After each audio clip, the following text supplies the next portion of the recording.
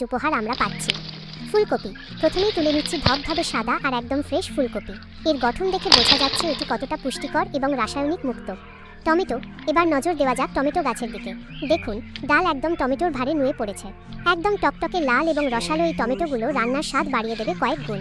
শাক ও চারা বাগান থেকে তুলে নেওয়া হচ্ছে এক আঁটি সতেজ সবুজ শাক। মাটির পুষ্টিতে বেড়ে ওঠা এই শাকগুলোর ঘ্রাণ আর স্বাদ সাধারণ বাজারের শাকের চেয়ে অনেক বেশি। লঙ্কা ও ক্যাপসিকাম গাছ থেকে পেরে নেওয়া হচ্ছে উজ্জ্বল রঙের লঙ্কা। হলুদ আর সবুজ লঙ্কার এই মিশ্রণ যেমন দেখতে সুন্দর, তেমনই ঝাল আর সতেজ।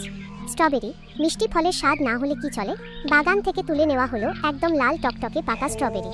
শুধু তাই নয়, সাদা স্ট্রবেরি বা হোয়াইট বেরিও কিন্তু বাদ যায়নি। শশা, সবশেষে তুলে নেওয়া হচ্ছে বড় বড় সতেজ শশা। সালাদ হোক বা বিকেলের নাস্তা, নিজের বাগানের এই কচকচে শশার কোনো তুলনা নেই। উপসংহার, এক বাগান সতেজতা আর তৃপ্তি, এভাবেই প্রকৃতি আমাদের উজাড় করে।